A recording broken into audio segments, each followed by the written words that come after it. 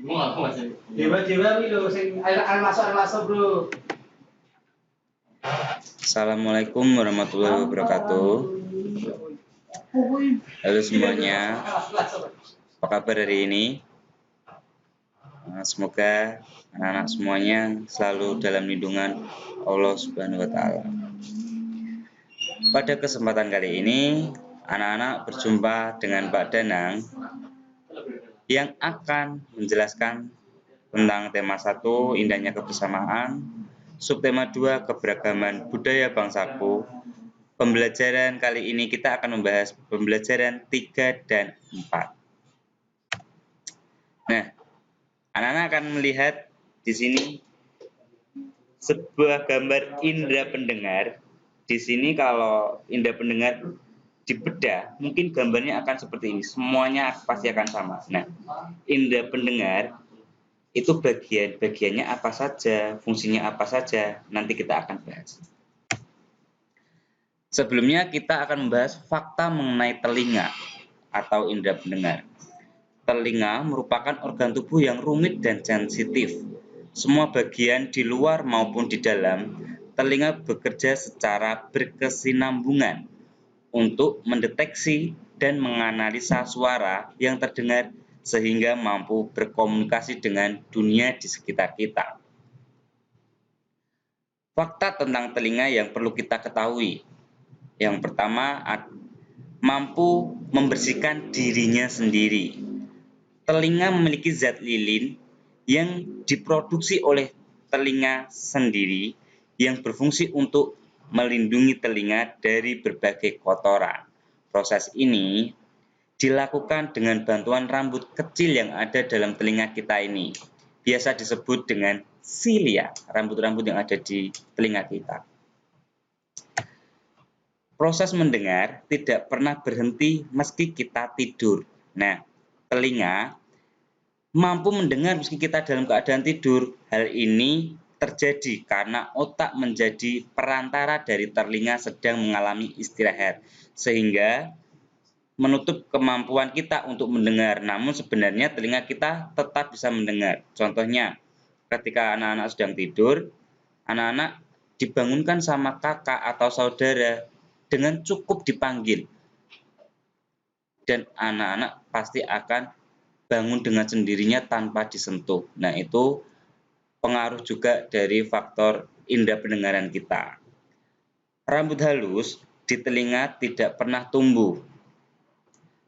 Jadi, anak-anak harus menjaga rambut yang ada dalam telinga kita. Karena sekalinya dia rusak, dia tidak akan tumbuh lagi. Padahal fungsi dia sangat penting dalam peran indera pendengar kita.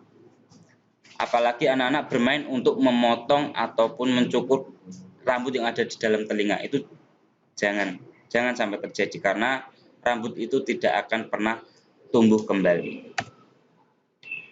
Nah, di sini anak-anak akan melihat bagian-bagian dari telinga secara lengkap. Mulai dari daun telinga, ada saluran telinga, gendang telinga, saluran gelung, serambi, lalu ada rumah siput, biasa disebut dengan koklea, juga ada pembuluh yang menyalurkan ke otak kita, seperti itu. Setelah anak-anak melihat ini, nanti anak-anak akan ada tugas untuk membuat tentang peta pikiran tentang indera pendengar.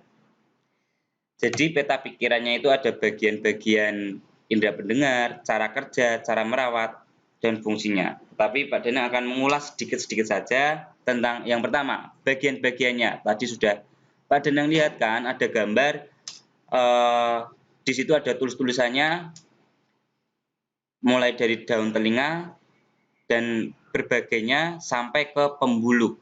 Nah, nanti anak-anak akan buat itu dalam peta pikiran. Cara kerja. Nah, cara kerja ini sangat penting untuk kita ketahui. Suara masuk ke dalam telinga kita dan ditangkap oleh gendang telinga. Getaran gendang telinga diteruskan oleh tulang-tulang pendengar ke ujung saraf. yang nanti akan diteruskan ke otak sehingga kita dapat mendengar suara yang dari luar, seperti itu. Selain mengetahui cara kerja, anak-anak juga jangan sampai lupa dengan cara merawatnya. Yang pertama, tentang kebersihan. Kita harus selalu membersihkan dengan baik. Selain bersih pun, anak-anak juga bisa merawat dengan hal lain. Contohnya, anak-anak jangan terlalu sering mendengarkan suara-suara yang terlalu keras dengan terlalu sering. Contoh, biasa kalau remaja-remaja yang sering mendengarkan musik, apalagi musik rock seperti itu, biasanya mereka senang banget menggunakan handset ataupun menggunakan salon juga. Dia akan menyalakan dengan volume yang sangat keras, dan kadang volume yang keras itu ditinggal tidur, justru malah tidak dimatikan sampai tidur pun suara itu masih menyala. Nah, itu sangat tidak baik. Jangan sampai terjadi seperti itu ya. Lalu selanjutnya ada fungsi. Telinga merupakan indera untuk mendengar, itu sudah pasti. Itu fungsi. Selain itu, telinga berfungsi sebagai keseimbangan tubuh. Nah, pesan penting terakhir, telinga sangat penting bagi kita. Dengan telinga kita dapat mendengar bunyi-bunyian. Untuk itu, rawatlah telinga kalian dengan sebaik-baiknya. Di buku tema 1 nanti anak-anak akan menjumpai uji coba ataupun percobaan yang bisa dilakukan di rumah bersama orang tua, saudara, ataupun kakak adik. Yang intinya percobaan itu membuktikan bahwa indera pendengar kita dapat bekerja dengan baik. Nanti anak-anak bisa simak di buku tema 1. Selanjutnya kita akan menuju ke subtema 2 pembelajaran 4. Nah, jadi pembelajaran 3 Pak Danang menuju ke indera pendengar. Sekarang kita mulai ke pembelajaran 4. Di sini ada gambar-gambar yang sangat beragam. Tuhan menciptakan manusia dengan banyak perbedaan, baik karakter, agama, suku budaya, dan berbagainya. Namun perbedaan itu bukanlah penghalang bagi kita untuk kita tetap bersatu. Dengan perbedaan, kita tetap bisa bekerja sama untuk mencapai tujuan bersama. Anak-anak akan menjumpai di buku tema cerita teks, perbedaan bukanlah penghalang. Di sini ada 1, 2, 3, 4, 5. Ada 5 paragraf. Nah, di masing-masing paragraf nanti anak-anak bisa mencari paragraf pokok dan paragraf pendukungnya. Masyarakat Indonesia sudah terkenal dengan keramahan penduduknya serta terdiri kerjasama yang sangat kuat. Kebiasaan tersebut merupakan pengalaman sila-sila dalam Pancasila sebagai dasar negara. Lalu apa saja bentuk-bentuk kerjasama yang bisa kita temui dalam masyarakat? Nah, ini. Yang pertama kita akan membahas apa itu kerjasama. Kerjasama adalah sebuah usaha yang dilakukan oleh beberapa orang atau kelompok untuk mencapai tujuan bersama.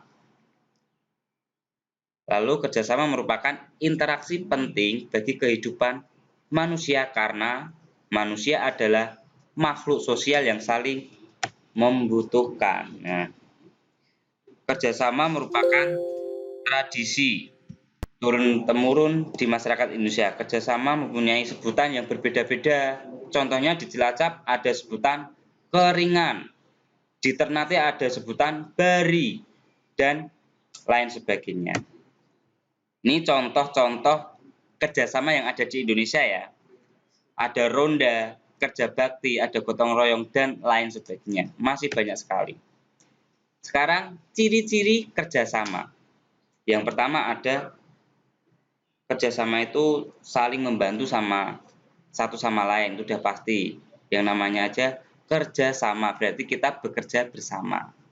Lalu ada tidak mengerjakan sendiri. Sudah pasti karena namanya juga kita bersama-sama, pasti kita tidak akan sendirian. Dapat diajak bekerja sama dengan rasa ikhlas dan tidak mementingkan dirinya sendiri. Itu yang paling penting. Tujuan kerjasama pun pekerjaan cepat selesai dan terasa ringan. Karena satu pekerjaan kita kerjakan bersama-sama, tidak sendirian, itu pasti akan cepat selesai. Ada tujuan lain, yaitu menyadarkan masyarakat untuk mendahulukan kepentingan umum dibanding kepentingan pribadi. Nah, biar nanti masyarakat di sekitar kita itu sadar akan hal itu, bahwa kepentingan umum itu sangat lebih penting dan dapat menumbuhkan rasa persatuan dan kesatuan. Oke, pembelajaran 4 cukup sekian dari Pak Danang. Nanti tugas penugasan akan menyusul di grup WA. Sampai berjumpa lagi di pertemuan selanjutnya. Wassalamualaikum warahmatullahi wabarakatuh. Bye-bye.